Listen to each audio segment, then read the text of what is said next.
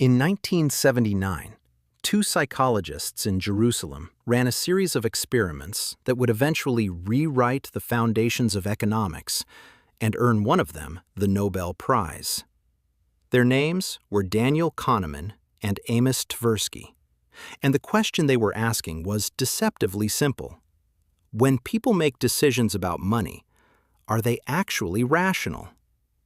They put a coin on a table in front of a volunteer and offered a deal. They would flip the coin. If it landed heads, the volunteer would lose $100. If it landed tails, the volunteer would win some larger amount. How much would the win have to be to make the bet feel acceptable? The mathematically rational answer is $101. Any amount above the potential loss creates a positive expected value, and a rational agent should accept it. But that is not what people said. The average answer across hundreds of subjects was around $200. People demanded that the potential gain be roughly twice the size of the potential loss before they would even consider the bet. This was not a rounding error. It was not a misunderstanding of probability. It was a measurement of something fundamental about how the human mind processes value. And it would become one of the most replicated, most cited, and most consequential findings in the history of behavioral science. Kahneman and Tversky called it loss aversion. The discovery, in plain language, is this: the pain of losing $100 is roughly twice as intense as the pleasure of gaining $100. Not slightly more painful, not somewhat more painful, twice as painful by direct neurological measurement. This single asymmetry distorts virtually every financial decision human beings make. And once you understand it, you begin to see it operating everywhere. In the way you shop, the way you invest, the way you negotiate, the way you fall in love, and the way you grieve. The neuroscience confirms what the behavior reveals. Brain imaging studies have shown that the amygdala, the region most closely associated with fear and threat response, activates more intensely when subjects contemplate losses than when they contemplate equivalent gains. The pain of loss is not metaphorical. It is registered by the same circuitry that evolved to detect predators and poison. In the ancestral environment, this asymmetry was adaptive. A creature that lost its food cache before winter died. A creature that missed an opportunity for a slightly better food cache simply continued with what it had. The cost of a loss was existential. The cost of a missed gain was inconvenient. Evolution did not select for accountants. It selected for survivors. And survivors fear losses far more than they crave gains. But the same neural architecture that helped our ancestors avoid predators is now being exploited by every industry that touches money. And the exploitation begins the moment you walk into a casino. A blackjack table at 3 in the morning. A man has been playing for 6 hours. He started the night with $500. He is now down to $200. The mathematically correct move is to walk away and accept the loss. The emotionally impossible move is to walk away. He is not playing to win money anymore. He is playing to recover what he lost. The losses have become a wound that demands healing, and only winning back the original $500 will close it. He plays for 2 more hours, makes increasingly desperate bets, and leaves at sunrise with $30. Casinos know this pattern intimately. Their entire business model is built on the asymmetry between losses and gains. A winning gambler will leave when they feel ahead. A losing gambler will stay all night chasing the closure they will never reach. This is why casinos offer free drinks, free meals, and free hotel rooms to losing players, not to comfort them, but to keep them at the table. The longer the losses accumulate, the more powerful the loss aversion becomes, and the harder it is for the gambler to walk away. The stock market is a casino with better lighting, and loss aversion shapes investor behavior in ways that destroy fortunes systematically and predictably. In 1985, economists Hirsch Sheffrin and Mayer Statman documented a phenomenon they called the disposition effect, the tendency of investors to sell winning stocks too early and hold losing stocks too long. The math is clear. Tax law in most countries actually favors the opposite behavior, selling losers to claim the tax loss and holding winners to defer capital gains taxes. Rational investors should sell losses quickly and let winners run. But they do not. They sell winners to lock in the gain, capturing the pleasure of a realized profit. And they hold losers because selling means admitting the loss, closing the mental account at a deficit, transforming a paper loss into a real one. As long as the stock is unsold, the loss is hypothetical. The moment of sale is the moment of pain. A study by Terence O'Dean at UC Berkeley analyzed 10,000 individual brokerage accounts and found that investors were 50% more likely to sell a winning stock than a losing one, even though the winning stocks subsequently outperformed the losing ones. The investors were locking in gains and clinging to losses, then watching the gains they sold continue rising, and the losses they kept continuing to fall. This single behavioral pattern transfers billions of dollars per year from individual investors to institutional ones who understand the bias and trade against it. The real estate market displays loss aversion at the scale of the largest financial decision most people ever make. A homeowner buys a house for $400,000 during a market peak. The market subsequently declines. Comparable houses now sell for $320,000. The homeowner needs to relocate for a new job. The rational move is to sell at the current market price and move on. But they cannot do it. Selling at $320,000 means accepting a loss of $80,000, a number so painful that they refuse to engage with it. So they list the house at $420,000. It does not sell. They lower it to $400,000. It does not sell. Months pass. They reject offers at $310,000 because accepting feels like surrender. Eventually, after a year of mortgage payments on a house they no longer occupy, they sell at $290,000, far less than they would have received if they had accepted the original offer. A 2001 study by economist David Genesove and Christopher Mayer found that Boston condo owners who faced potential losses set asking prices significantly above market value and accepted longer time on market rather than absorb a perceived loss. The houses eventually sold for less than they would have if priced rationally from the start. The owners did not lose money because they made bad financial calculations. They lost money because their brains refused to accept a loss that had already happened. Loss aversion explains why free trials are one of the most effective sales mechanisms ever devised. A streaming service offers 30 days free. You sign up. For 30 days, you use it occasionally. Not enough to justify the monthly fee, but enough to feel that you have integrated it into your life. Day 30 arrives. The credit card on file is automatically charged. You could cancel and get a refund, but canceling means losing access to the service you have been using. The free trial converted you from a potential customer evaluating a gain to an existing user contemplating a loss. The loss is more painful than the gain was pleasant, so you keep paying. Subscription companies have measured this with surgical precision.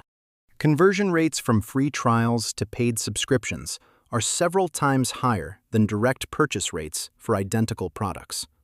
The free is not free.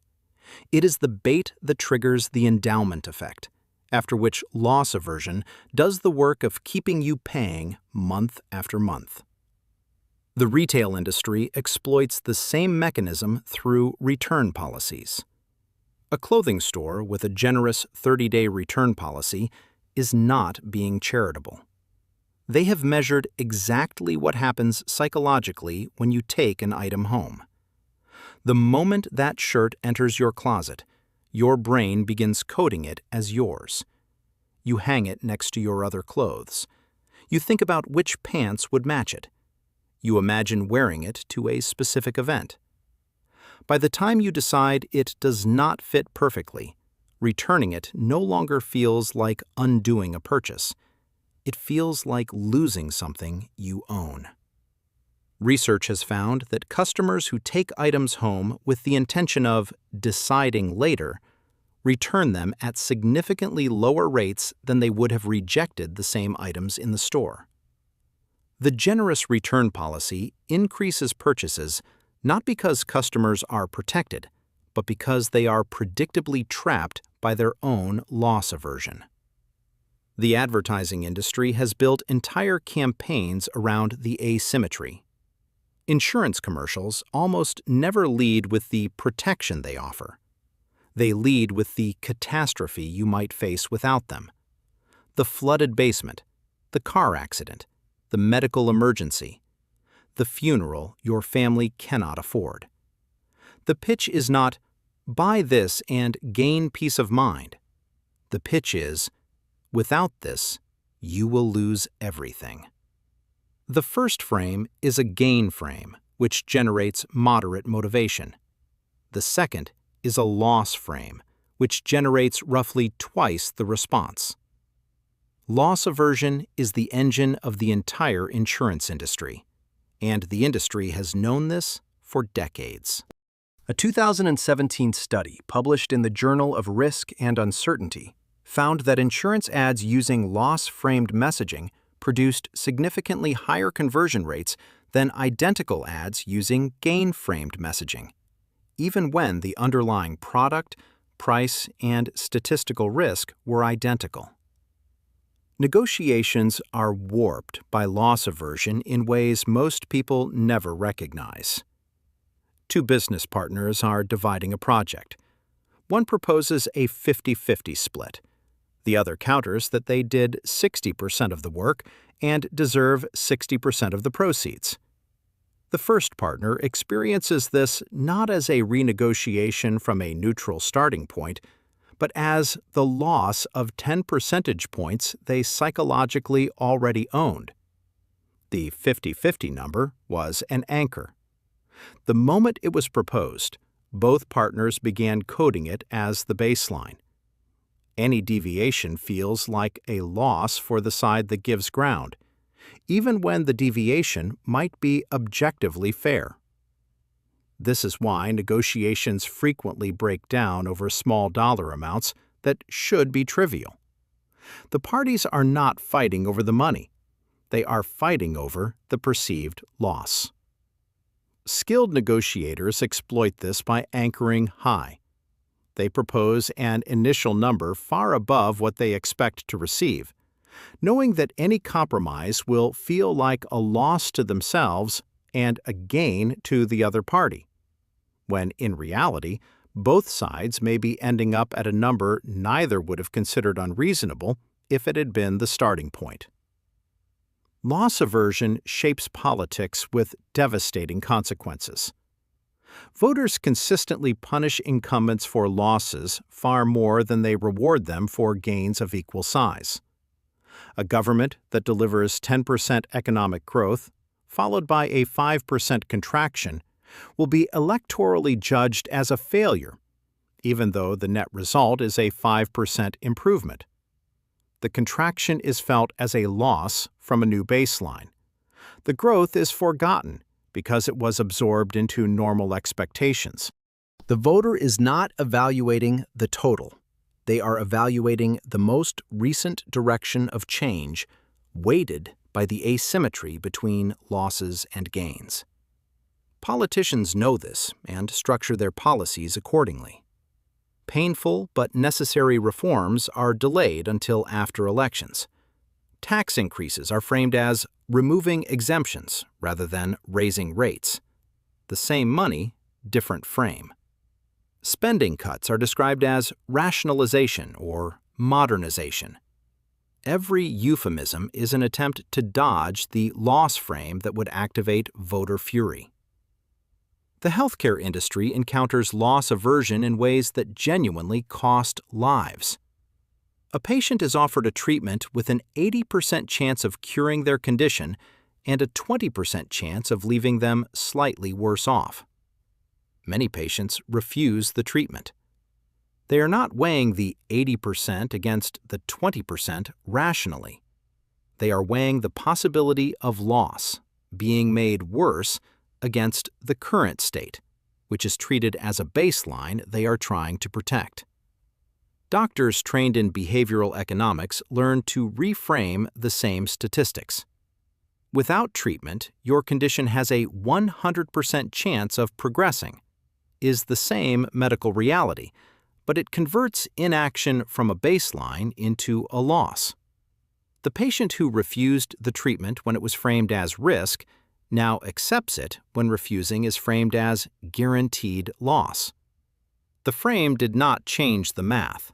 It changed the brain that was processing the math. Loss aversion even shapes how people fall in and out of romantic relationships.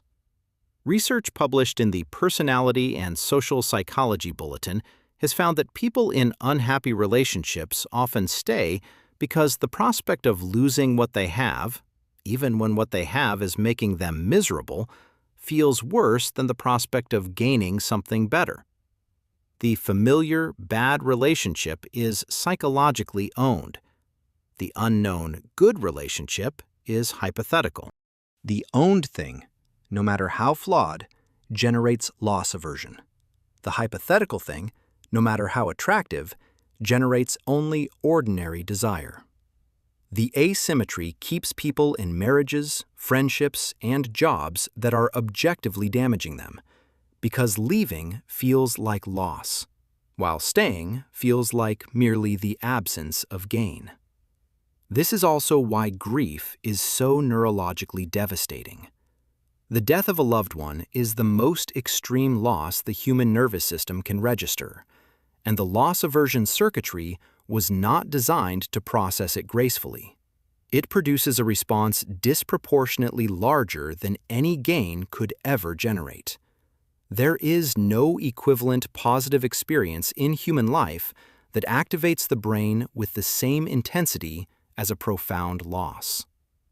Grief is loss aversion turned up to maximum, with no compensating gain available to offset it. Endowment effect is loss aversion's close cousin. In a famous experiment, Daniel Kahneman, Jack Netsch, and Richard Thaler gave coffee mugs to half the participants in a classroom and then created a market. The students who had received mugs were asked the minimum price they would accept to sell them. The students without mugs were asked the maximum they would pay to buy one. Classical economics predicts these numbers should be roughly equal. The mug has a market value, and rational agents should converge on it. In the experiment, the sellers demanded roughly twice the price the buyers were willing to pay. The mug had become more valuable to its owners simply because they owned it. Losing the mug, selling it, felt twice as painful as gaining the same mug had felt pleasurable. The mug was identical. The math was identical.